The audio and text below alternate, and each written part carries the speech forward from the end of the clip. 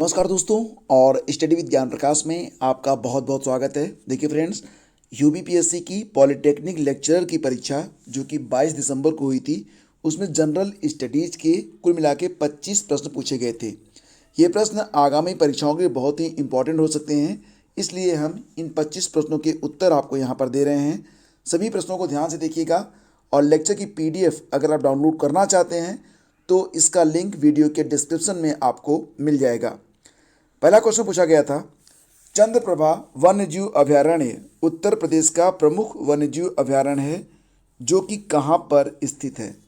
और दोस्तों इसका उत्तर आपको पता है, ये चंदौली जिले में स्थित है, यानी कि इसका विकल्प बी करेक्ट है। स्थापना 1957 में हुई थी और यह 58 वर्ग किलोमीटर में विस्तारित है। अगला क्वेश्चन था, विशेषाधिकार समिति यानी कि कमेटी ऑफ प्रिविलेज में कितने सदस्य होते हैं। और देखिए फ्रेंड्स, इसका उत्तर भी है ऑप्शन बी, यानी कि कुल मिला के 15 सदस्य इसमें होते हैं। अगला क्वेश्चन है, अक्टूबर 2021 में घोषित नोबेल शांति पुरस्कार के संदर्भ में निम्नलिखित में कौन सा या कौन से कथन सही हैं। तो देखते हैं, पहला विकल्प है यहाँ पर, मारिया रेसा तथा डिमिट्री मुराटोव ने संयुक्त रूप से पुरस्कार जीता है, यह विकल्प सही है। और इस वर्ष के पुरस्कार के दोनों विजेता पत्रकार हैं, दूसरा कथन भी सही है, यानी कि सही जवाब हो जाएगा ऑप्शन सी। दोनों विकल्प यहाँ पर करेक्ट हैं। अगला क्वेश्चन था, निम्नलिखित में कौन सा अनुच्छेद राष्ट्रपति को क्षमा दान शक्ति प्रदान करता है।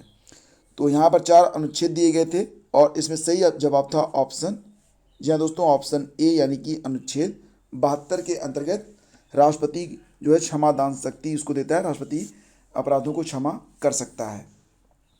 अगला क्वेश्चन है, कर्क रेखा निम्नलिखित में से किस राज्य से होकर गुजरती है। तो भारत के 8 राज्यों से होकर कर्क रेखा गुजरती है और यहाँ पर जो 4 राज्य दिए गए हैं उसमें से मणिपुर ये कर्क रेखा पर स्थित नहीं है। बाकी के जो विकल्प हैं त्रिपुरा, मिजोरम और पश्चिम बंगाल ये कर्क रेखा पर ही स्थित हैं। तो इसका सही जवाब हो जाएगा ऑप्शन, जिसमें होगा 1, 2 और 4, यानी कि विकल्प सी इसका करेक्ट है। सूची 1 को सूची 2 से सुमेलित करिए और सूचियों के नीचे दिए गए कूट से सही उत्तर का चयन करिए। तो यहाँ पर देखिए, वेद और उनके जो ब्राह्मण ग्रंथ हैं उनके नाम दिए गए हैं और उसको आपको मैच कराना था। ऋग्वेद, यजुर्वेद, सामवेद और अथर्ववेद के जो ब्राह्मण ग्रंथ हैं उसको आपको मैच कराना था, जो कि इस प्रकार से होंगे। ऋग्वेद का कौशिकी ब्राह्मण, यजुर्वेद का शतपथ ब्राह्मण, सामवेद का पंचविंश ब्राह्मण और अथर्ववेद का गोपद ब्राह्मण नामक जो ब्राह्मण ग्रंथ है ये संबंधित है। अगला क्वेश्चन पूछा गया था कि भारतीय संविधान के किस भाग में संघ राज्य संबंध का उल्लेख किया गया है। भारतीय संविधान के किस भाग में संघ राज्य संबंध का उल्लेख किया गया है। तो इसका जो उत्तर है वो है विकल्प डी। जी हाँ दोस्तों, और कुल भाग 11वें में इसका उल्लेख मिलेगा। और अगर बात करेंगे तो आर्टिकल 245 से लेकर 254 के बीच इसका उल्लेख मिलता है। अक्टूबर 2021 में हुए चुनाव में निम्नलिखित में कौन सा देश 2022, 2023 और 2024 की अवधि के लिए संयुक्त राष्ट्र मानवाधिकार परिषद के लिए चुना गया है। सही जवाब इसका ऑप्शन ए है, यानी कि होंडुरास। अगला क्वेश्चन पूछा गया था कि भारत के संविधान सभा का परामर्शदाता कौन था। संविधान सभा का परामर्शदाता कौन था। तो दोस्तों इसका उत्तर है option C, Shri BN Rao. Option C इसका करेक्ट है। निम्नलिखित में कौन सा एक क्रांतिकारी काकोरी ट्रेन कांड से संबंधित नहीं है। हाल ही में इसका नाम बदलकर काकोरी ट्रेन एक्शन कर दिया गया है और इसका सही जवाब हो जाएगा ऑप्शन सी, यानी कि खुदीराम बोस। इसका सही जवाब ऑप्शन सी होगा। अगला क्वेश्चन होगा, एक भारत श्रेष्ठ भारत की घोषणा कब की गई। एक भारत श्रेष्ठ भारत की घोषणा कब की गई थी दोस्तों। तो यहाँ पर सही जवाब क्या हो जाएगा, बी का, मतलब कि 11 का बी, 2015 में। ठीक है, और 31 अक्टूबर 2015 को इसकी घोषणा की गई थी। तो विकल्प बी इसका करेक्ट है। किस चोल शासक के शासनकाल में प्रथम व्यापारी प्रतिनिधि मंडल चीन भेजा गया था। किस चोल शासक के शासनकाल में प्रथम व्यापारी प्रतिनिधि मंडल चीन भेजा गया था। तो इसका उत्तर हो जाएगा विकल्प ए, राजेंद्र प्रथम। अगला क्वेश्चन ये पूछा गया था कि नागरिकता संशोधन विधेयक 2019 को संसद में किस तिथि को पारित किया गया था? और इसका सही ऑप्शन क्या है? 4 विकल्प दिए गए हैं, ए बी सी डी, और सही जवाब था इसका ऑप्शन ए, यानी कि 11 दिसंबर 2019। अगला क्वेश्चन है, निम्नलिखित में कौन सा सही सुमेलित नहीं है? महावीर स्वामी अभयारण्य ललितपुर दिया गया है, ये सही है। लाख बहौसी अभयारण्य कन्नौज में है, ये भी सही है। किशनपुर वन्यजीव अभयारण्य दिया गया है बलरामपुर में, ये गलत है। तो किशनपुर वन्यजीव अभयारण्य है कहाँ पर?